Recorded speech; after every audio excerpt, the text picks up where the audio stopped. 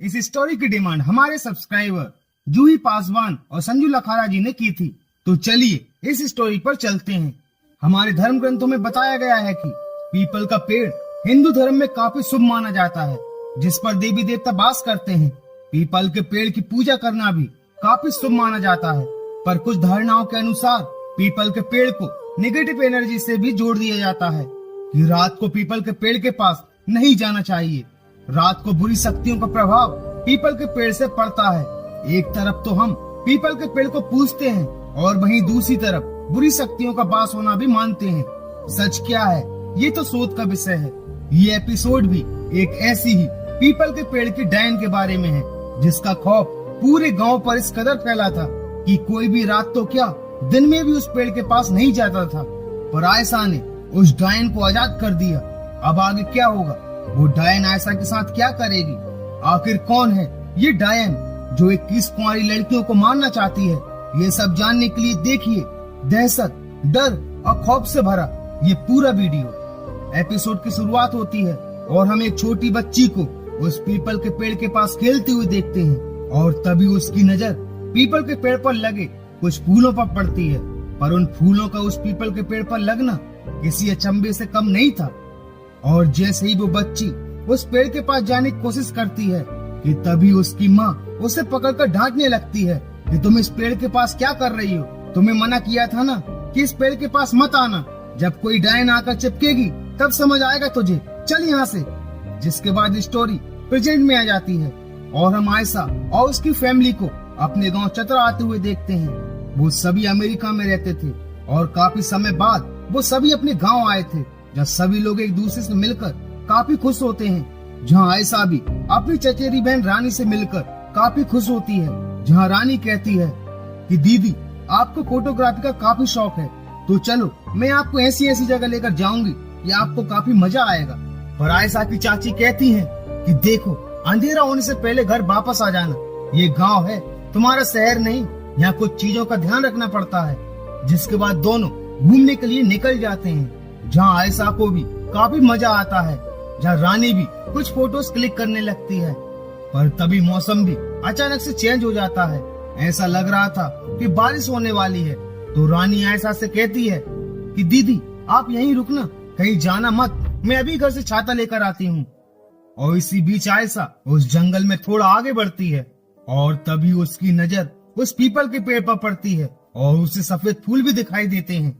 उसे काफी आश्चर्य होता है कि पीपल के पेड़ पर ये फूल कैसे आए, और वो उन फूलों को तोड़ने लगती है। और तभी एक अघोरी वहां जाता है और कहता है कि ये लड़की इस पेड़ से दूर चली जा, नहीं तो तेरी जान खतरे में पड़ जाएगी। इस पीपल के पेड़ पर एक डायन का वास है।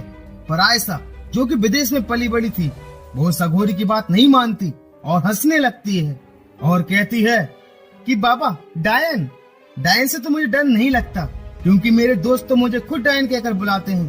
पर बाबा आप मुझे किसी भूत से कम नहीं लग रहे हैं, आपको देखकर तो जरूर कोई न कोई डर जाएगा, आप जाइए यहाँ से।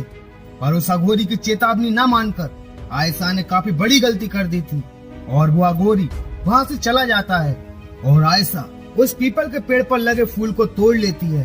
पर तभी उसे एक जोर का धक्का लगता है। उसे कुछ समझ नहीं आता कि आखिर उसे धक्का किसने मारा। और तभी रानी वहाँ जाती है, जो कहती है कि दीदी मैंने आपसे मना किया था ना कि आप आगे मत जाना, और आपको भूलकर भी इस पेड़ के पास नहीं आना चाहिए था। इस पर कोई डायन रहती है, चलिए यहाँ से। और जब दोनों अपने घर जाकर जब रानी उन फोटोज को देखती है कि तभी आयशा को किसी की हंसी सुनाई देती है। जहाँ आयशा कहती है कि रानी तुमने वो हंसी सुनी? पर रानी को तो कोई हंसी सुनाई नहीं दी। और तभी अचानक से आयशा के सामने वो पीपल की डायन उसके सामने खड़ी हो जाती है, जिसे देखकर वो काफी डर जाती है। उसका पूरा शरीर डर की वजह से कपकपाने लगता है, जिसे देखकर रानी भी काफी डर जाती है और तुरंत ही उसे कमरे में लाया जाता है, जहाँ किसी को कुछ समझ नहीं आता कि आयशा को अचानक से क्या हो गया। अभी तो बिल्कुल ठीक थी, उसे काफी तेज बुखार आ गया था, जिस वजह से वो उठ भी नहीं पा रही थी और रात भी काफी ज्यादा हो गई थी और इस समय डॉक्टर का मिलना भी मुश्किल था। वहीं अगली सुबह जब डॉक्टर आयशा को चेक करता है तो आयशा पूरी रात से बेहोश पड़ी थी, और जब डॉक्टर उसे इंजेक्शन लगाता है तो एकदम से आयशा डॉक्टर का हाथ पकड़कर उसी के हाथ में इंजेक्शन लगा देती है और कहती है कि भाग जा यहाँ से, मैं किसी को नहीं छोड़ूंगी। और वो फिर से बेहोश हो जाती है। जहाँ आयशा की चाची कहती हैं कि जरूर आयशा बिटिया पर कोई बुरी शक्ति हावी हो चुकी है, अब वो तांत्रिक बाबा ही कुछ कर सकते हैं। पर कोई भी आत्मा बात्मा पर विश्वास नहीं करता। पर चाची के समझाने पर उस तांत्रिक को बुलाया जाता है और वो सभी लोगों को कमरे से बाहर निकालकर जब अपनी झाड़ फूक शुरू करता है तो उसे ये आभास हो जाता है ये कोई साधारण आत्मा नहीं, काफी शक्तिशाली आत्मा है। और तभी उसकी नजर उस फूल पर पड़ती है, जिसे देखकर वो काफी डर जाता है, क्योंकि वो समझ चुका था कि ये फूल उस पीपल के पेड़ का है। और तभी आयशा पलंग से गायब हो जाती है और तभी वो उस तांत्रिक के सामने आ जाती है, जहाँ वो तांत्रिक कहता है कि छोड़ दे इस लड़की को, चली जाए यहाँ से वापस। पर आयशा के अंदर की डायन कहती है नहीं जाऊंगी, इन गांव वालों ने मेरे साथ बहुत बुरा किया था और इसका बदला मैं इस गांव की 21 लड़कियों की जान लेकर अपना बदला पूरा करूंगी। और मेरी पहली शिकार ये लड़की है। और वो उस तांत्रिक को भी मानने लगती है। वो डायन इतनी शक्तिशाली थी कि वो तांत्रिक भी कुछ नहीं कर पाता और अपनी जान बचाकर वहाँ से भागता है और कहता है कि इस लड़की पर पीपल की डायन का कब्जा है और अब वो 21 लड़कियों को अपना शिकार बनाएगी। वहीं आयशा की तबीयत भी काफी बिगड़ चुकी थी और उसे फिर से वो डायन दिखाई देती है और खून की उल्टी के साथ उसकी मौत हो जाती है। वहीं जब राज को अपनी बहन की मौत की खबर मिलती है तो वो सीधा गांव चला आता है, पर उसे भी ये यकीन नहीं था कि आयशा को किसी डायन ने मारा है। और वो तुरंत ही सभी को वहाँ से चलने के लिए कहता है, पर उसके पिता कहते हैं कि हम 13वीं से पहले नहीं जा सकते। और उसी रात जब राज अपनी बहन आयशा की फोटोज देख रहा था तो वो काफी रोता है और तभी उसे आयशा दिखाई देती है, जो कह रही थी कि भैया भैया मुझे बचा लो, ये डायन मुझे मार डालेगी। और जैसे ही राज आयशा के पास जाता है तो वो गायब हो जाती है। उसे कुछ समझ नहीं आता कि अभी अभी उसके साथ हुआ क्या। वहीं अगली सुबह जब रानी तैयार हो रही थी कि तभी उसे आईने में वो डायन दिखाई देती है, जिसे देखकर वो काफी डर जाती है। और जैसे ही पीछे मुड़ती है तो वहाँ कोई नहीं था और दोबारा उसे आईने में फिर से वो डायन दिखाई देती है। और इस बार वो डायन रानी को भी मारने लगती है। वो काफी चीखती है, चिल्लाती है और अब रानी की हालत भी पूरी तरह से आयशा की जैसी हो चुकी थी, जहाँ सभी घर वाले रानी के लिए काफी परेशान थे कि जो आयशा के साथ हुआ कहीं वो रानी के साथ ना हो जाए। और अब राज को भी यकीन हो गया था कि जो माँ कह रही थी वो डायन वाली बात सच है। और तभी गांव के कुछ लोग आकर कहते हैं कि जैसी हालत रानी की है वैसी ही हालत गांव की और 19 लड़कियों की भी है। उस डायन ने कल रात उन सभी लड़कियों पर भी हमला किया था। वो सभी जिंदगी और मौत के बीच झूल रही हैं। अगर हमने कुछ नहीं किया तो वो डायन इन सभी को मार डालेगी। आयशा को तो वो डायन मार चुकी है और अब गांव की 20 लड़कियों की जान खतरे में है।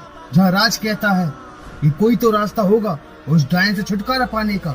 जहाँ एक आदमी कहता है कि अब वो अघोरी ही हमारी मदद कर सकता है जो जंगल में रहता है। जहाँ राज कहता है कि मैं उस अघोरी को ढूंढने जाऊंगा और उसकी माँ उसे जाने से मना करती है कि मैं आयशा को पहले ही खो चुकी हूँ, अगर तुम्हें कुछ हो गया तो मैं क्या करूंगी।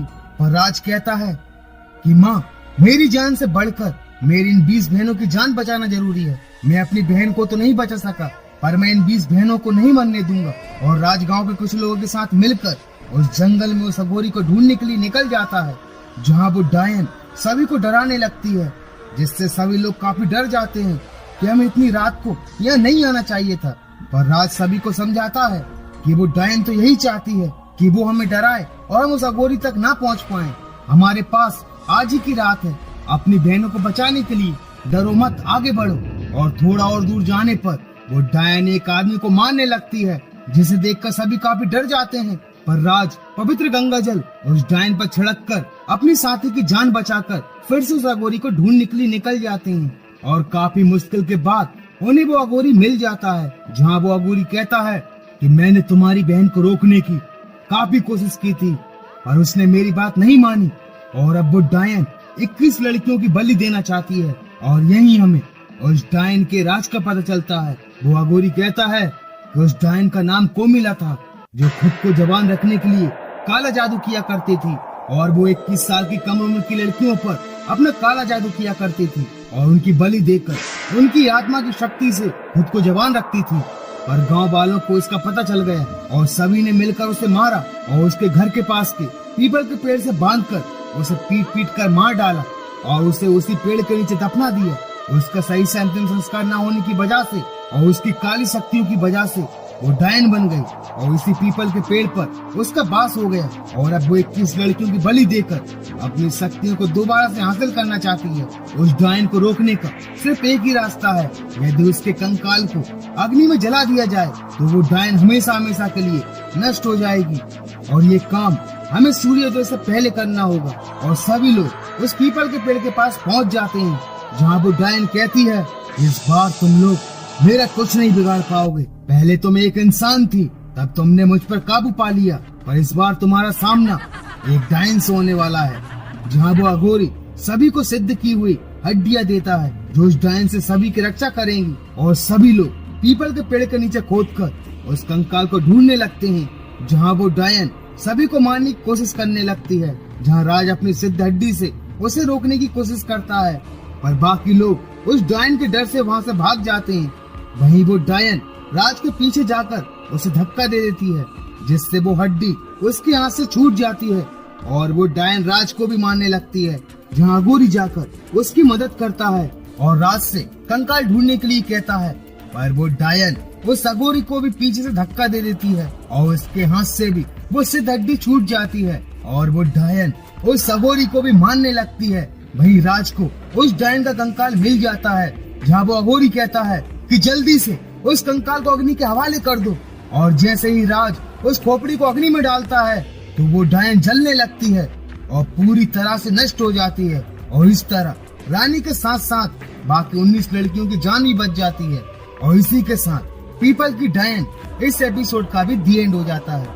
वैसे दोस्तों, किसी भी पेड़ या वृक्ष को बदनाम नहीं करना चाहिए। सभी पेड़ों की अपनी अपनी प्रवृत्ति होती है। पेड़ पौधे हमारी सभी जरूरतों को भी पूरा करते हैं। हमें आज ज्यादा से ज्यादा पेड़ लगाने की जरूरत है, क्योंकि आबादी बढ़ने के साथ जिस तरह पेड़ों को काटा जा रहा है, जंगलों को नष्ट किया जा रहा है, इससे हमें और हमारी आगे आने वाली पीढ़ी को काफी नुकसान है। पेड़ों से हमें ऑक्सीजन मिलती है। अगर ऑक्सीजन ही नहीं रही तो ना स्टोरी सुनाने वाला बचेगा और ना ही सुनने वाला। तो ज्यादा से ज्यादा पेड़ अवश्य लगाएं, अंधविश्वास में ना फंसें। तो दोस्तों, आपको ये एपिसोड कैसा लगा मुझे लाइक और कमेंट्स करके जरूर बताना। अगर आप फेयर फाइल्स की और भी स्टोरीज को देखना चाहते हैं तो हमारे चैनल को सब्सक्राइब करना मत भूलना।